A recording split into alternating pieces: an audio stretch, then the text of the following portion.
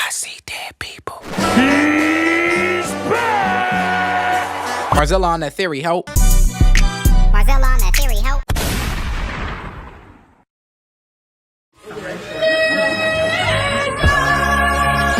Everything that I felt, praise the Lord, worship Christ.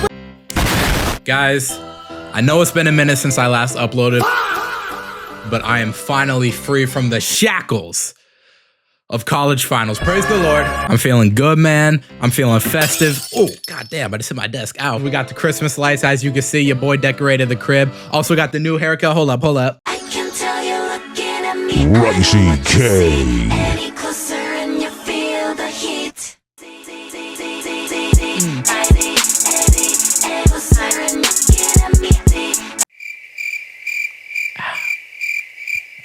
Sorry, guys, but the Afro era is no more.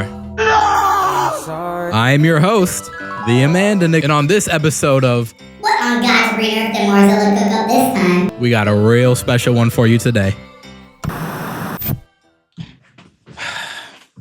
You know, there's been this one question lurking in my mind for a while now. How is the Amanda Show animated?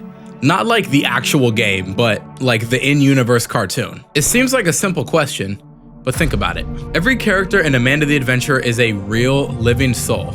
Amanda is actually a real woman named Rebecca Colton, who we free from a stasis pod at the end of the game, and Wooly is Marcus Mountman, a secret Hameln employee. So how do you 3D animate a show with characters that are alive? I mean, it's not like they got Rebecca and Marcus in mocap suits or something. This question has been in the back of my mind for a long time, but ultimately, who cares? I mean, why does it even matter? It doesn't really matter how they animate the show in terms of the overall story. Except, what if I told you that the Amanda the Adventurer show is not animated? What? I mean, have you ever noticed that there's no animation equipment or offices in Hameln's base? I mean, that's a bit odd for what is supposed to be an animation production company. Every episode, every scene of the Amanda Show is a digital reality inside the head of one very special girl, Rebecca Colton, Amanda. Because Rebecca isn't just an unlucky orphan used by Hameln. No, Hameln selected her for a very specific reason. She's psychic, a one-of-a-kind kid that can unlock portals to alternate realities in her mind through the power of imagination. What? For those of you not following along, I'm basically saying that the Amanda Show takes place in a pocket dimension. And this is all made possible from the rituals of the Hameln cult, the curtain. Not only are we going to completely crack the inner workings of the Amanda Show, but I'm also going to break down the twisted ideology of the Hameln cult. This is the Amanda the Adventurer Imagination Theory. But really, it's all Rebecca. Child of imagination, unspoiled by truth, and when the seed of the Apollo. Amanda the Adventurer is all about the power of children's imaginations. The little girl knew it was just her imagination. So, like all theories, a great place to start is where the idea originally came about. In the final tape of Amanda 3, we get a glimpse into Amanda's, or rather Rebecca's, 7th birthday party.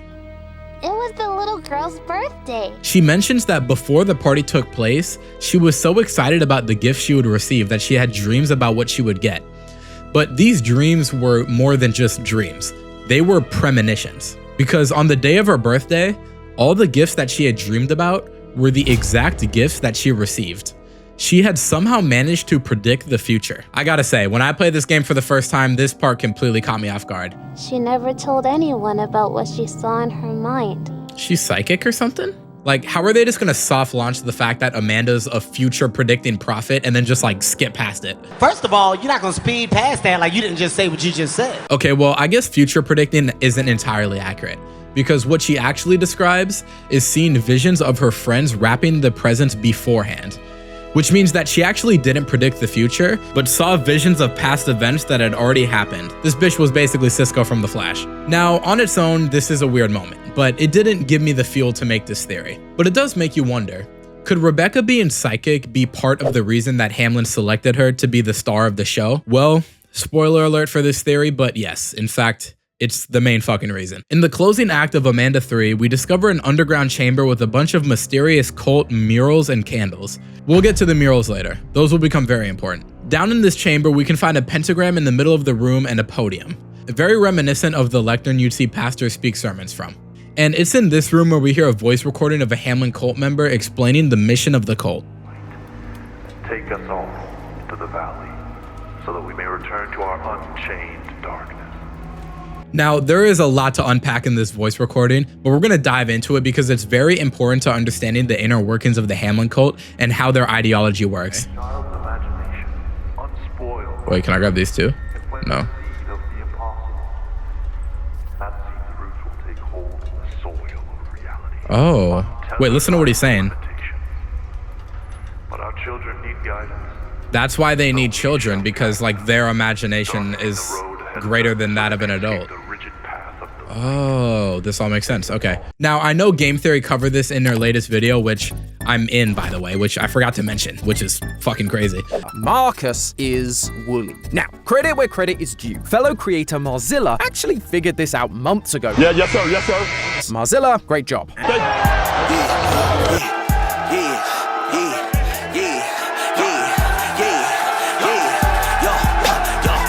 Bro, it's low-key hilarious that Game Theory shouted me out because I've been on their ass for months. Like, the exact video that they shouted me out in, I was literally cracking a joke about them in the video. Now, there's always been a couple guesses floating around as to Wooly's identity. Some say he's Rebecca's adoptive father, Sam Colton.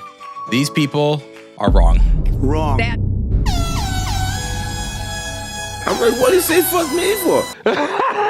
Nah, of course, I was just messing around. I actually really fuck with Game Theory. I think it's pretty obvious in my videos that I'm inspired by them. Nigga, I created you, nigga.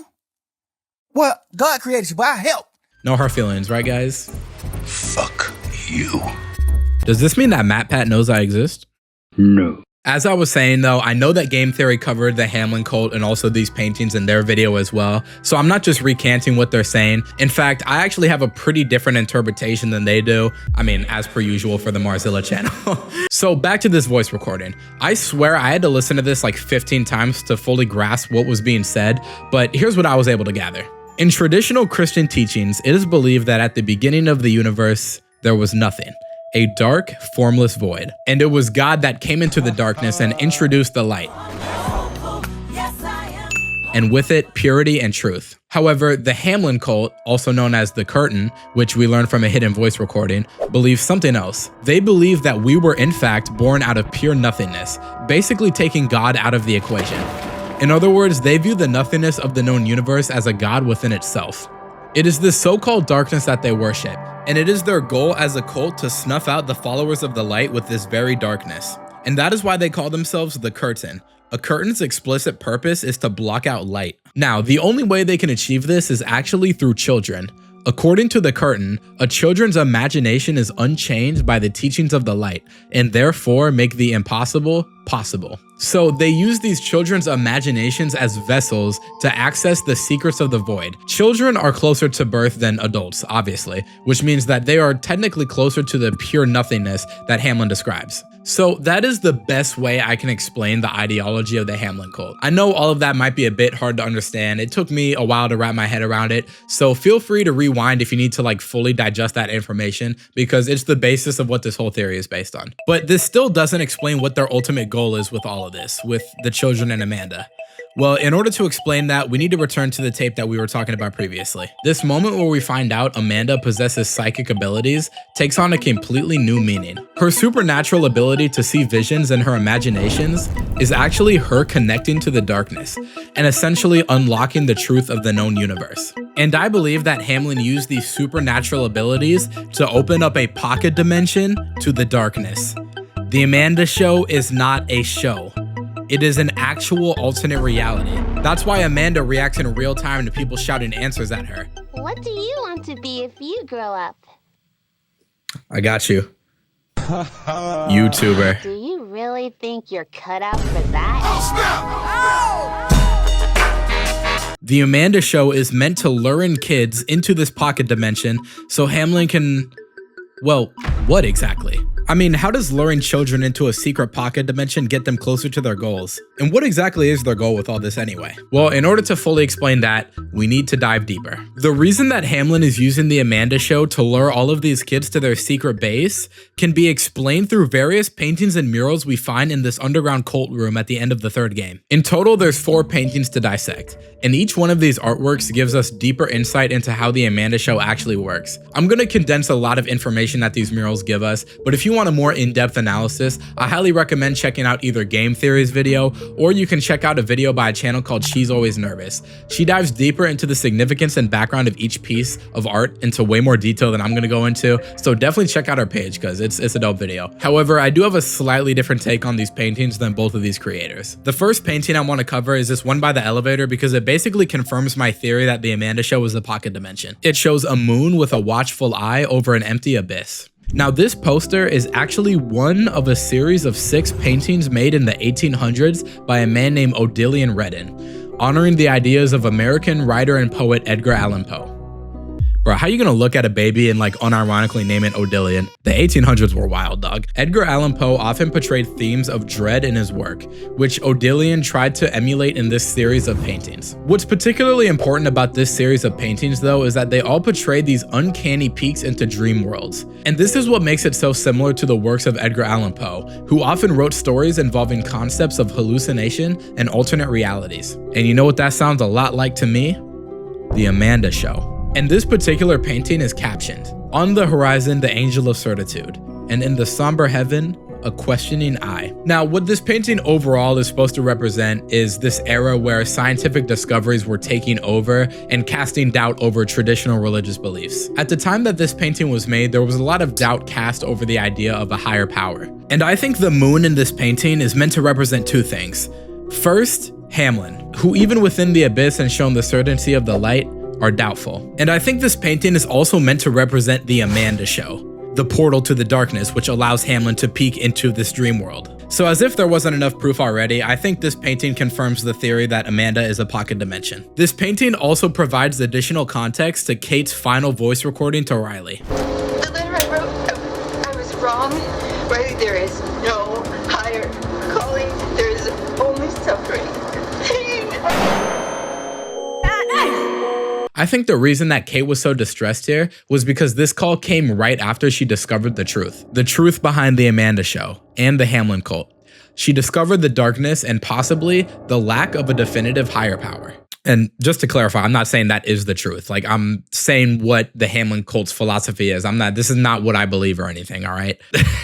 I feel like that kind of goes without saying, but I don't know. I feel like I have to say it. Just like the Hameln cult, it's possible that Kate no longer believes in a higher power, just like the doubtful moon in this painting. But instead of being empowered by this realization, like the followers of Hameln, she was terrified, overwhelmed, and I mean, we all know what happened to her. The next painting shows a man being overwhelmed by demonic forces, and the one in front in particular has a striking resemblance to the Colton anomaly, the demon resembling Rebecca we see throughout the series. Now, this painting is titled The Temptation of Saint Anthony and originated in the 1600s, which conveniently is around the exact same time that the Hameln cult originated from. Coincidence? I think not! So maybe this painting represents some kind of historical moment for the Hameln cult. The painting represents demonic forces and hallucinations attempting to lure Saint Anthony into temptation and corruption. And I think this represents exactly how the Amanda Show works on its victims. Remember, it's stated in many secret tapes that the Amanda the Adventurer Show encourages bad behavior in kids. I walked in the other day and Amanda was talking about how mommies and daddies aren't always right. I mean, what is that? The Amanda Show encourages bad behavior in order to test which kids will give in to temptation. And the kids that do are the ones that end up being abducted by Hameln and placed into the show. Because it is only through the imagination of these bad behaving kids that Hameln can unlock the secrets of the darkness. And the ability to summon demonic spirits. That's right. I think Hameln's goal with all of this, the Amanda Show and luring all of these kids into the facility, is just to summon demons. This is exactly why Jordan, Joanne's missing brother, was selected to be abducted and placed into the Amanda Show. A sticky note from the first game tells us that Jordan had behavioral problems in school. This also explains why Lauren, the little girl that went missing in the tape from the first game, was selected as well. Her bad tendency to ignore her parents' instructions and watch the Amanda Show against their wishes made her the perfect candidate. This helps explain why Hameln kidnapped these specific kids, and also why they are monitoring their behavior. They were assessing their potential to tap into the darkness and commune with the supernatural. Now, this third painting is the one that I'm the least clear on in terms of what it means. It displays some kind of ritual worship of a demonic figure. And since the demonic figure resembles a goat, we can assume that this could represent Satan. My only guess as to what this could mean is possibly just Hameln worshiping the demons that the kids summon, but I don't know. I'm not really sure on this one. So this painting is telling us that Hameln is using these kids to summon demons by manipulating their imagination. But again, why are they doing this? How does this get them closer to their goal? Well, this massive mural on the wall gives us a huge clue as to what Hameln's master plan is regarding the kids and the demons. This mural is the missing piece to this whole theory. This one is another 16th century painting titled The Torture of Papists by Monsters in the Infernal Regions. Now, out of all of the paintings we find in this facility, I think the hidden meaning behind this one is the most obvious. This painting depicts an army of demons being unleashed onto humanity in a judgment day of sorts. The followers of the presumed correct religion will be untouched by the demons, while the followers of the wrong ones will be dragged down to hell. Within the context of the painting, it's a Protestant judgment of the Roman Catholics. However, within the context of the Amanda series, I think this is supposed to represent how Hameln's following of the darkness is the correct path, and how the followers of the light will be punished. But this is more than just an Easter egg to their cult beliefs. It's a threat. I think that Hameln's entire goal with the Amanda Show was to use the power of kids' imaginations to access the primordial darkness that they worship, to summon as many demons as possible, so that they would then unleash those demons on humanity as a judgment day. And this would punish anyone who follows the light. The entire reason the Amanda Show exists is to summon demons. First, they needed Rebecca, whose mental capabilities were so extraordinary that it would provide a portal to the abyss. Rebecca was the star of a hometown hit show called Amanda the Adventurer, and through the sheer power of her imagination and psychic abilities, she was able to create a portal to the darkness and manifest an entirely new version of the Amanda Show. This abyss to the people of Kensdale is only known as Amanda the Adventurer, but to Hameln, this pretend animated show was the key to their master plan. And this show lured more kids to Hameln's base, the right kids, the kids who behaved badly, that would give in to temptations of demons, and thereby summon them to the real world. And if they summoned enough demons, they could unleash these spirits onto humanity and cleanse the world of the light. And that is the imagination theory.